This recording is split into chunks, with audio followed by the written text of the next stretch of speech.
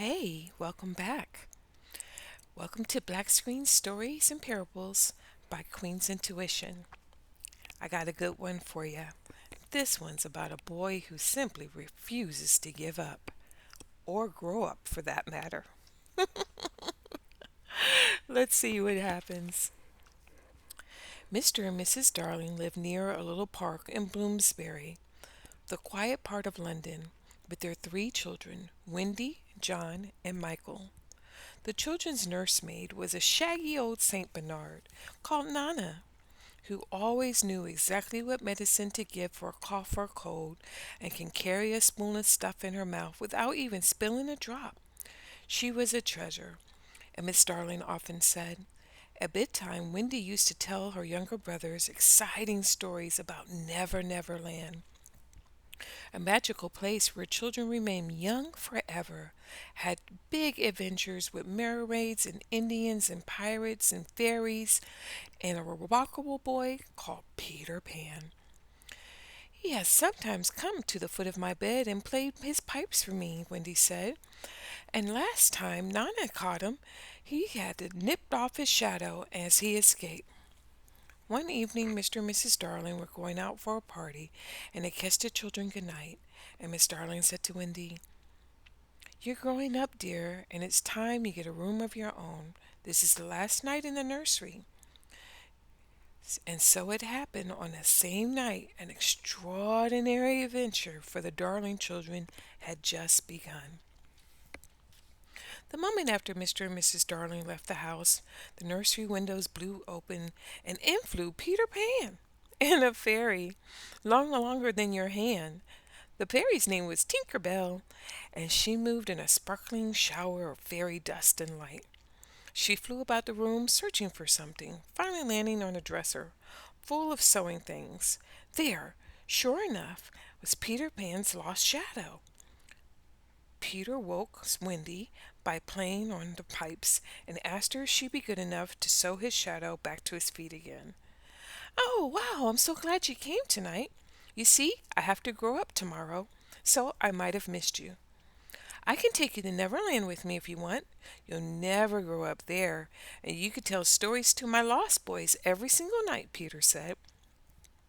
So they roused Michael and John out of their beds, and with a sprinkling tinkling of Tinker Bell's fairy dust, away they all flew, headed for Neverland, while Nana barked frantically down in the backyard.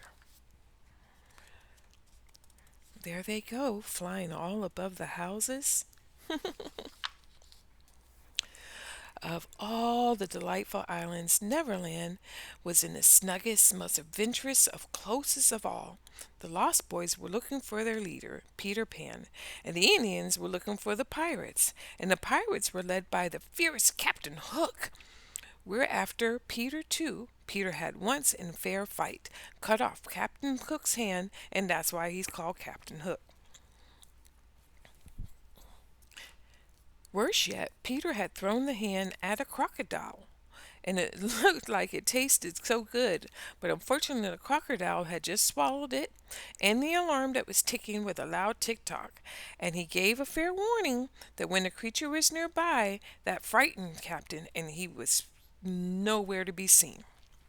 The Darling children looked down at the first glimpse of Neverland. "Oh, Peter," Wendy said, "it's just I've dreamed it would be like a mermaid lagoon, an Indian encampment, and where's Captain Hook's private ship?" At that moment they heard a boom of the cannon, and Hook had seen Peter Pan. "Look out! Tinker, take Wendy and the boys to the island immediately. I'll stay up here and draw Hook's fire." But Tinker Bell was jealous of Wendy's friendship with Peter, and she purposely flew so fast the children couldn't even keep up with her. She zoomed down through trees, above the trees, over the hollow, in the tree, all around the place. With the loveliest tinkle of golden bells, the fairy language, she told the boys and Peter wanted them to attack the Windy Bird and its brothers, and when the children appeared, the boys pelted them with sticks and stones. Luckily, Peter arrived just in time, and he said, "What are you doing?" The boys yelled, "Hurry, we got the Windy Bird." Oh, He was very angry. I bring you a mother and tell you stories, and you knock her down, he scolded. And when Peter heard that it was Tinker's fault, he sent her away for a week as her punishment. And then Peter and Wendy flew to Mary Maid's Lagoons, where John and Michael had joined the Lost Boys in a big, huge fight with the Indians. Wendy was enchanted by the mermaids, and she lovely singing voices, and they played and played and played. But Peter suddenly heard something in the distance, leaping off a rock. He said, "Oh no, that's Captain Hook again." And at that dreaded name, they plunged into the lagoon and they swam away. However, Captain Hook and his first mate Smee had tied the Indian princess to the Tiger Lily. That's the name of his ship. "Now, me dear princess," said Hook, "you tell me a hiding place for Peter Pan, and I'll let you go free." However, she said, "Nope, I am not going to tell on my friend." Meanwhile, Peter Pan and Wendy are looking at them from up high on a different cliff. Oh boy. Peter Pan tried to trick the two pirates into setting her free by imitating spirit voices, but Hook was suspicious and he climbed up the rocky cliff and he drew down his sword. As soon as he saw Peter, "I knew it was you! I knew it was you!" And they fought in a fierce duel. And I say, "Captain, do you hear something?" Peter said. Tick tock, tick tock, tick tock. "I hear it. Do you hear it?" Tick tock, tick tock, tick tock. Oh no. The captain was so frightened and he was so scared. He realized that the animal was just below him. Peter rescued the princess, and just in the nick of time, Winnie flew over the Indian village, and they all enjoyed a happy celebration. The chief somehow was very grateful that he had found his daughter, and realized that Captain Hook was no longer with us. He had fallen to his own fright. Back in the pirate ship, Captain Hook had banished Tinker Bell brought to him. He slyly offered to sail away with Wendy, who, he understood, had come between the little fairy and Peter. If Tinker would tell him how to find Peter's secret hiding place where Wendy was living, Hook and the pirates would take the girl far, far away. Jealous little Tinker Bell was delighted. She gave him directions, but then added, "Try not to harm Peter."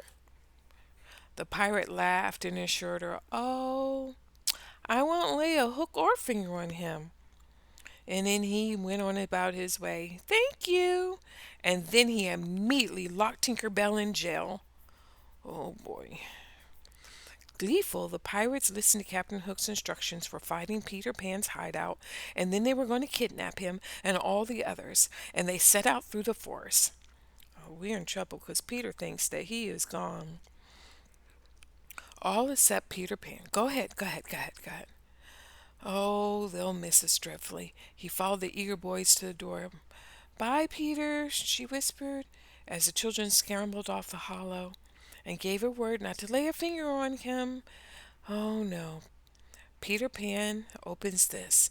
We'll blast him right out of Never Never Land. Oh wow, what a secret package we got.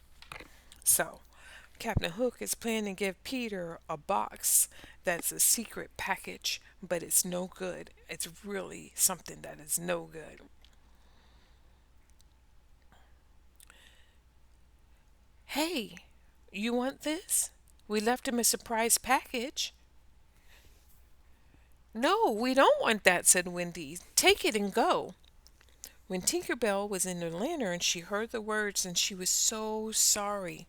She desperately tried to break open her lantern. Captain Hook then told Wendy, "You better take it or I'm coming in." "No, no, no, no, no, you can't come in." Just then Peter stormed in on his wings, flying in.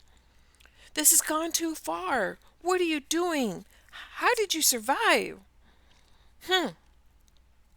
I am youth, I am joy. I am youth, I am joy, said Peter Pan. And the boys chased their frightened parents into the rowboat, and they towed and rowed towards the farthest as they can. Now Peter became the captain of this whole ship, and Tinker Bell was happy that she had saved Peter Pan. Where are we sailing to, Peter? I mean, Captain Pan. Back to London, of course. Oh, Michael and John called. We finally are going home. At the nursery window, Michael stood looking at a starry sky, and there, silhouetted against the pale moon, was Peter Pan. Wendy said, I'm glad to grow up. Being young is exhausting. What an adventure. Wow, there was a lot going on that night. All right, see you soon.